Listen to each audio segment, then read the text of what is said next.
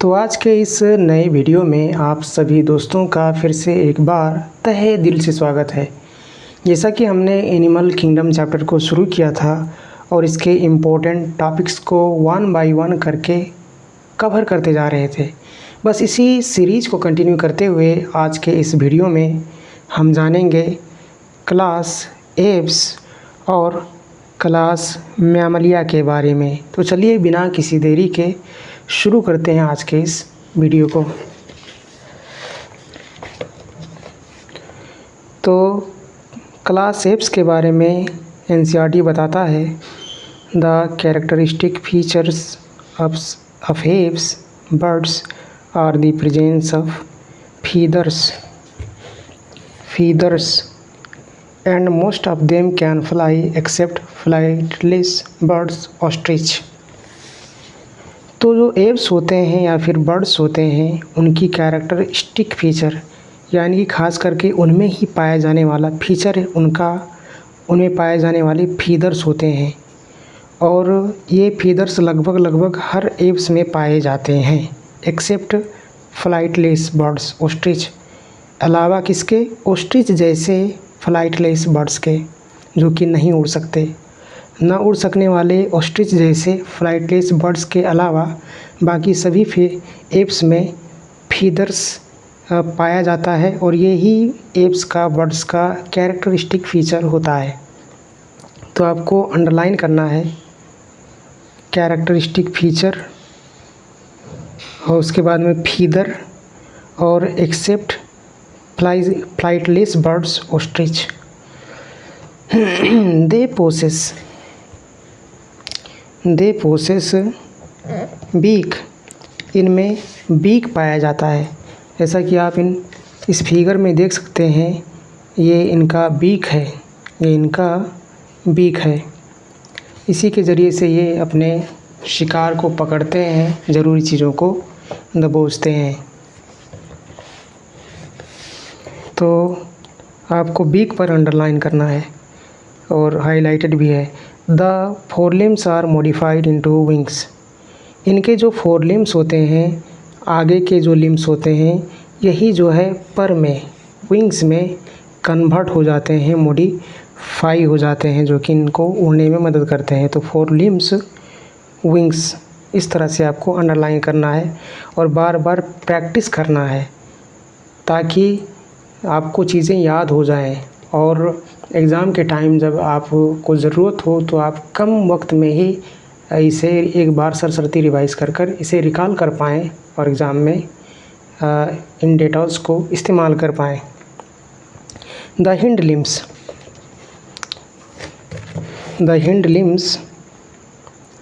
generally have scales and are modified for walking, swimming और clasping the tree branches। जबकि इनके जो hind limbs होते हैं यानी कि पीछे के लिम्स होते हैं, उनमें स्केल्स पाया जाता है। जैसा कि अगर आप किसी परेवा के हिंड लिम को देखे होंगे तो आप ज़रूर पाएंगे कि उनमें जो उनका पाँव होता है काफ़ी स्केली टाइप का नज़र आता है, काफ़ी रफ उबड़ खाबड़ टाइप का नज़र आ रहा होता है। तो वही चीज़ क्या होता है? स्केल्स होता है, जो थोड़ा सा टफ हो, थोड़ा सा हार्ड नज़र आए। तो एनसीईआरटी कहता है कि इनके जो हिंड लिम्स हैं उन पर स्केल्स पाए जाते हैं और ऐसे हिंड लिम्स जो होते हैं इन एप्स के, ये वॉक करने में मदद करते हैं। जाहिर सी बात आपने देखा ही है। स्विमिंग करने में, जो इनमें से एक्वेटिक हैं, उन्हें स्विम करने में यही जो हिंड लिम्स होते हैं, जैसे कि आपने डक को देखा होगा, बतख को, तो उसके जो पीछे के हिंड लिम्स के जो वो होते हैं, क्या कहा जाए उसे, पाँव कहा जाए, तो वो जनरली कैसे होते हैं? उनमें कुछ इस तरह से फ्लैट स्ट्रक्चर्स बीच बीच में मौजूद होता है और वो पानी को पुश करने में मदद करता है। तो इस तरह से एनसीईआरटी कहता है कि हिंड लिम्स स्विमिंग में मदद करते हैं। साथ ही साथ आपने देखा होगा कि जो ये चिड़िया होती है, ये ट्री ब्रांचेज को कुछ इस तरह से पकड़ लेते हैं और इस तरह से क्लास्प कर ट्री ब्रांचेज पर बैठे होते हैं। तो यानी कि वॉक करने में, स्विम करने में और क्लास्पिंग करने में, तीनों में हिंड लिम्ब मददगार साबित होता है। तो हिंड लिम्ब को अंडरलाइन करना है, स्केल्स को अंडरलाइन करना है, वॉकिंग, स्विमिंग, क्लास्पिंग को अंडरलाइन कर लेना है और बार बार प्रैक्टिस करना है ताकि चीज़ें आपको याद हो जाएं। Skin is dry without glands except the oil gland at the base of the tail. इनका जो स्किन होता है जनरली वो क्या होता है, ड्राई होता है और रूखा होता है। Except the oil gland at the base of the tail, इनमें कोई ग्लैंड नहीं पाया जाता, इसी कारण ड्राई होता है। एक्सेप्ट, लेकिन इनके टेल के नज़दीक एक ऑयल ग्लैंड ज़रूर पाया जाता है।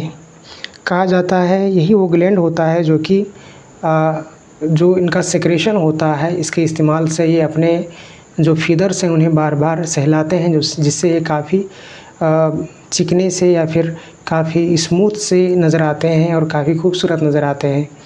तो ये वही ऑयल ग्लैंड है। तो आपको अंडरलाइन करना है कि स्किन ड्राई विथआउट ग्लैंड्स, उसके बाद में ऑयल ग्लैंड, बेस, टेल, इस तरह से अंडरलाइन कर लीजिए और बार बार प्रैक्टिस करिए। इसके बाद में कहा जाता है एनसीईआरटी द्वारा कि endoskeleton is fully ossified bony and the lung bones are hollow with air cavities, यानी कि न्यूमैटिक होते हैं। तो एंडोस्केलेटन के माने क्या होता है, जैसा कि एक होता है एक्सोस्केलेटन, शरीर के बाहर मौजूद, शरीर के बाहर जैसे कि नाखून हो गए, हेयर हो गया, ये सब चीज़ें क्या हैं, ये सब चीज़ें या फिर स्केल्स हो गए, ये सब चीज़ें एक्सोस्केलेटन में शामिल हैं। हार्ड हों, प्रोटेक्टिव टाइप की हों, बाहर पाई जाएं। और जो अंदर होता है जैसे कि ह्यूमन में पाया जाने वाला स्केलेटल सिस्टम, हड्डियाँ, ये सब क्या होती हैं कि सपोर्टिव होती हैं, हार्ड होती हैं, तो इन्हें ही एंडोस्केलेटन कहा जाता है। तो इनका भी एंडोस्केलेटन होता है और ये बोनी होता है, बोन से बनता है। इनमें लंग बोन्स भी पाए जाते हैं, लंबे बोन्स, और ऐसे होते हैं ये लंग बोन्स की अंदर से खोखले होते हैं, हॉलो होते हैं। उन ईयर कैविटीज़ को विथ ईयर कैविटीज़, यानी कि उनमें ईयर कैविटीज़ पाया जाता है उन होलो खोखले बोन्स में, और इसी कारण से ऐसे लंबे बोन्स को ही न्यूमैटिक बोन्स कहा जाता है। यानी कि खोखले ईयर कैविटी सहित के बोन्स को ही न्यूमैटिक बोन्स कहा जाता है। तो आपको अंडरलाइन करना है एंडोस्केलेटन बोनी या फिर ओसिफाइड बोनी, उसके बाद में जो है lung bones hollow with air cavities, यानी कि न्यूमैटिक को अंडरलाइन करना है आपको इस तरह से और बार बार प्रैक्टिस करना है। The digestive tract of birds has additional chambers, the crop gizzard. तो जैसा कि नॉर्मली जब किसी भी एनिमल का आप डाइजेस्टिव ट्रैक्ट को, एलिमेंट्री कैनल को जो है पढ़ेंगे तो आपको जैसे कि ईसोफेगस नज़र आएगा, उसमें स्टोमक नज़र आएगा, इंटेस्टाइन नज़र आएगा। लेकिन इनमें जो होता है कि क्रॉप और गीजर नाम का एडिशनल चैम्बर्स भी पाए जाते हैं। ये चैम्बर्स कुछ स्टोमक की तरह ही कैविटीज़ होते हैं जो कि एलिमेंट्री कैनल पे स्पेसिफिक पोजीशंस पर मौजूद होते हैं। तो क्रॉप और गिजार्ड एडिशनल चैम्बर्स, इस तरह से digestive tract, additional chambers, crop, gizzard, इस तरह से आपको अंडरलाइन करना है। हार्ट इज कम्प्लीटली, और क्रॉप हो या फिर गिजार्ड हो, इनका काम यही होता है कि फूड को और अच्छे से क्रश किया जाए, ग्राइंड किया जाए। तो इस तरह से आप समझ लीजिए फ़िलहाल के लिए। और आप सिर्फ इतना जानिए कि एडिशनल चैम्बर्स होते हैं जो कि डाइजेस्टिव ट्रैक्ट पर मौजूद होते हैं, क्रॉप और गिजार्ड, तो इसे अंडरलाइन कर लीजिए आप। हार्ट इज़ कम्प्लीटली 4 चैम्बर्ड, ये पहला जो है क्लास हमें मिला वर्टिब्रेटा में जिसमें हार्ट फुल्ली 4 चैम्बर्ड है, यानी कि ऊपर के तरफ 2 कैविटीज़ हैं ऑरिकल्स नाम के, नीचे के तरफ 2 कैविटीज़ हैं वेंट्रिकल्स नाम के।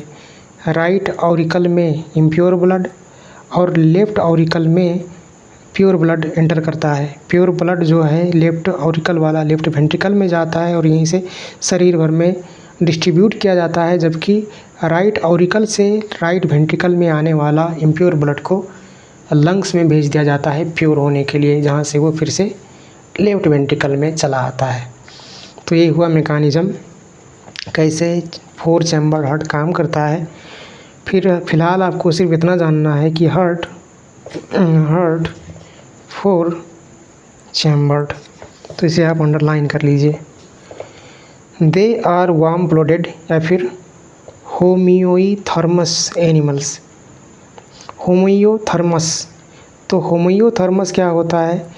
एक्चुअली ऐसे एनिमल्स जिनका बॉडी टेम्परेचर कांस्टेंट रहता है, जैसे यहाँ कह रहा है they are able to maintain a constant body temperature. जैसे कि ह्यूमंस होते हैं, उनका बॉडी टेम्परेचर चाहे सर्द मौसम हो चाहे गर्म मौसम हो 37 डिग्री सेल्सियस के टेम्परेचर के आसपास में रहने की कोशिश करता है। ऐसे रेगुलेटरी सिस्टम्स हैं जो कि उसे उसके बॉडी टेम्परेचर को मेंटेन कर रखने की कोशिश करते हैं। बस इसी तरह इन एनिमल्स में, एप्स में भी ये चीज़ पाया जाता है कि ये भी अपने बॉडी टेम्परेचर को कांस्टेंट बनाकर रखने की कोशिश करते हैं। तो आपको होमियोथर्मस वार्म ब्लडेड पर अंडरलाइन करना है और कांस्टेंट बॉडी टेम्परेचर को अंडरलाइन कर लेना है। रेस्पिरेशन इज बाय लंग्स, तो रेस्पिरेशन लंग्स के मार्फत से होता है। इसके बाद में प्रीवियस वीडियो में मैंने कहा था होम्योस्टैटिक, तो एक्चुअली उस वक्त ध्यान में नहीं आया था, ये है होमियोथर्मस। अभी आप उसको करेक्ट कर लीजिए। होमियोस्टेसिस के माने जनरली एक ऐसी प्रक्रिया होती है जो कि आप पढ़ेंगे, जिसमें जो बॉडी के जो फंक्शंस हैं या फिर इंटरनल इन्वायरमेंट है उसे कंट्रोल किया जाता है, तो वो होता है होमियोस्टेसिस। और ये होता है होमियोथर्मस, यानी कि वार्म ब्लडेड एनिमल्स। कभी कभार ध्यान से उतर जाता है चीज़ें, जैसे पहले अगर रिवाइज ना करो या फिर चीज़ें ज़्यादा समय हो गई हैं तो चीज़ें जाहिर सी बात है ध्यान से उतर जाती हैं, उन्हें एक बार फिर से रिवाइज करते रहना पड़ता है। कंसेप्ट आपको गलत नहीं जाएगा।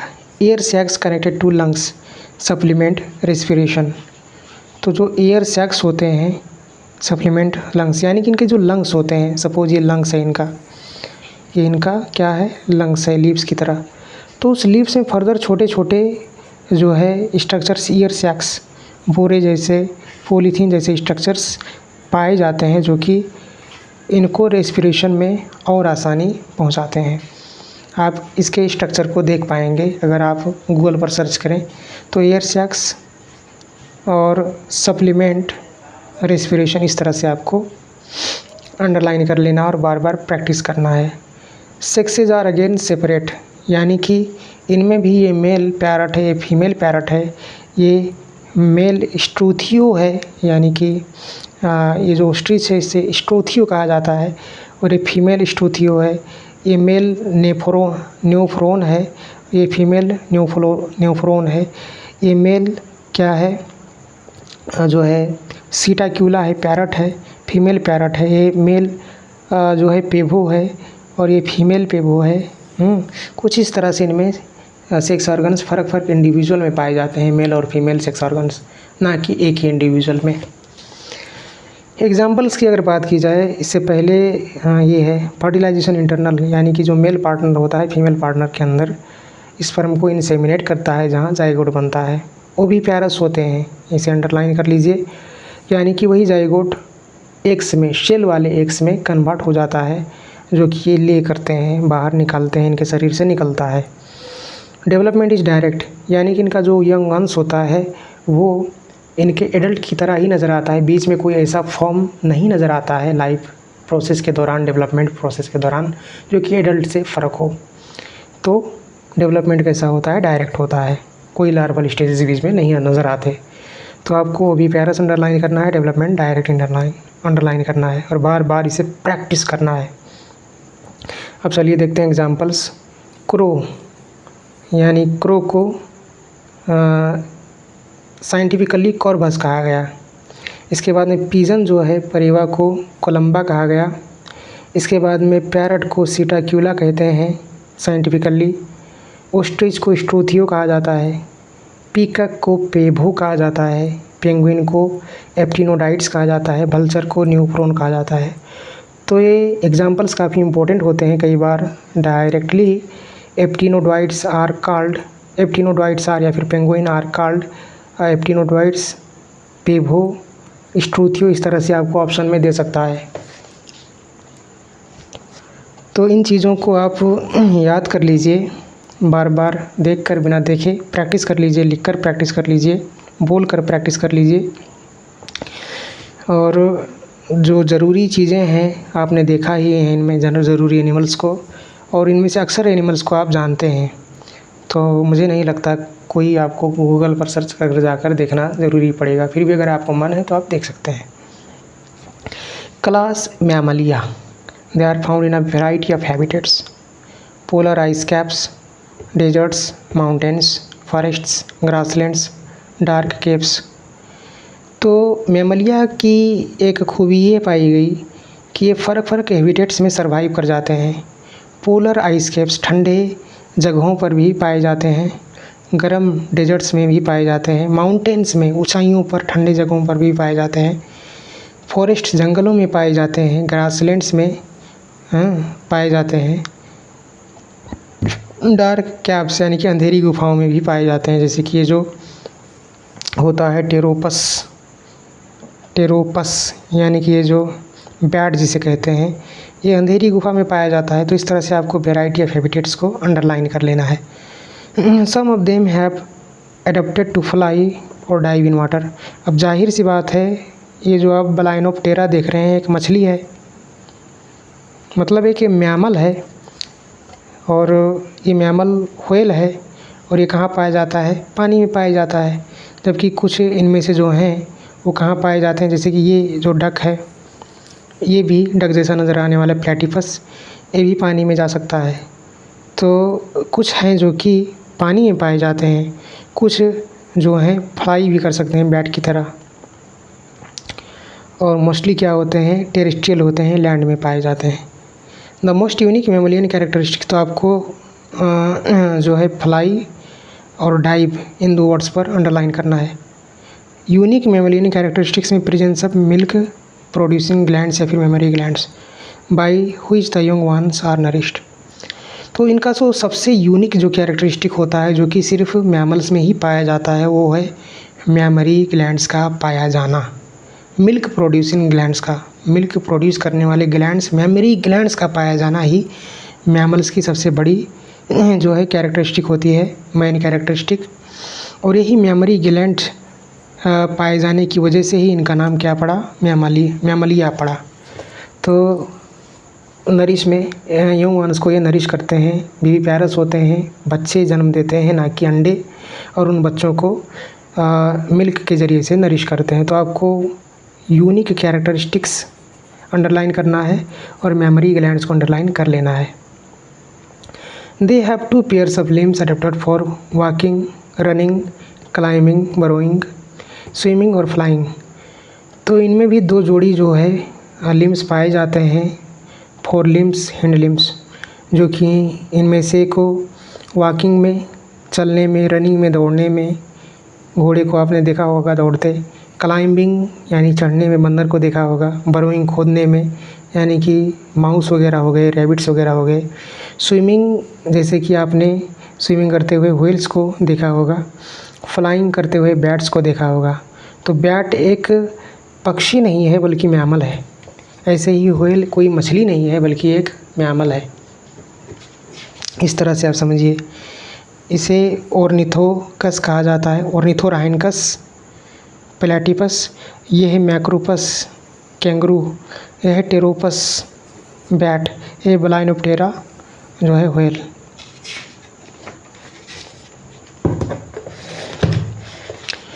दूसरी अहम खूबी जो बताई जाती है मैमल्स के ताल्लुक से, वो है कि mammals is unique in possessing hair.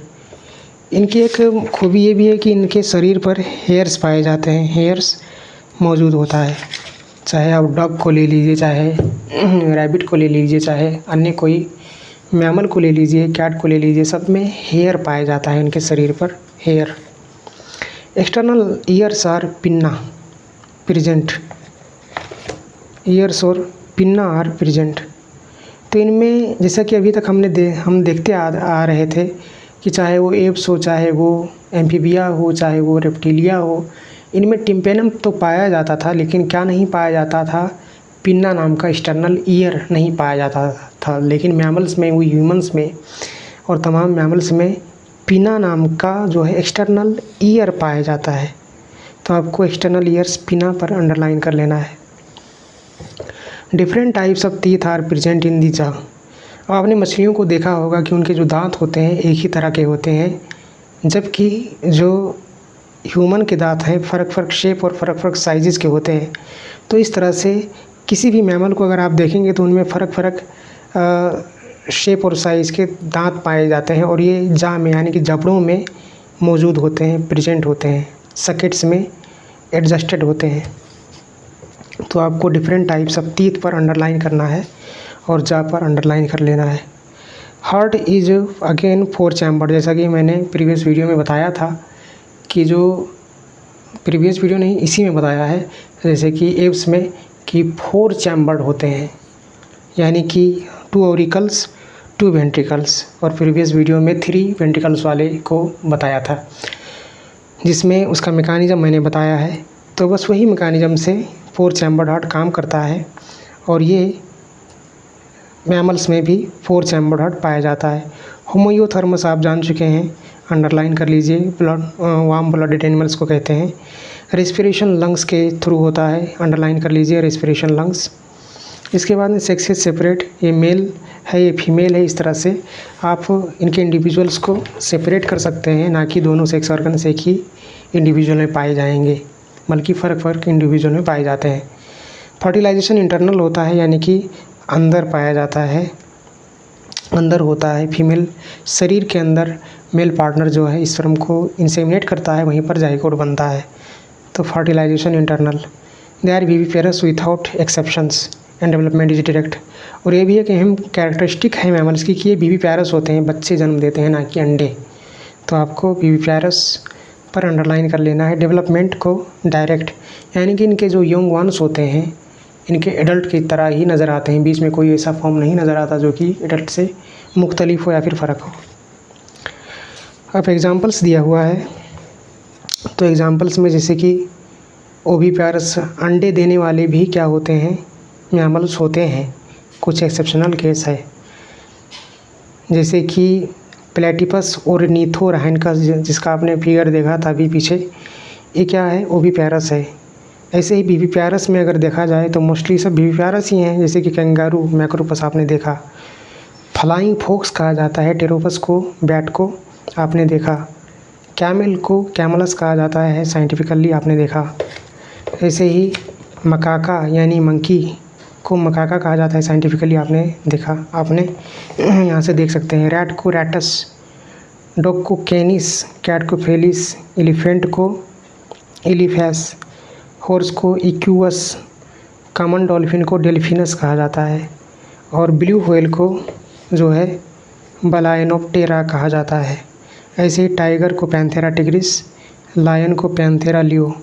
तो इस तरह से ये जो एग्जांपल्स हैं इनमें से काफ़ी आपको आता भी होगा, और जो नहीं आते हैं उन्हें अंडरलाइन कर कर आप बार बार प्रैक्टिस कर लीजिए, ताकि एग्ज़ाम के समय आपको आसानी से ये चीज़ें रिवाइज़ हो जाएं।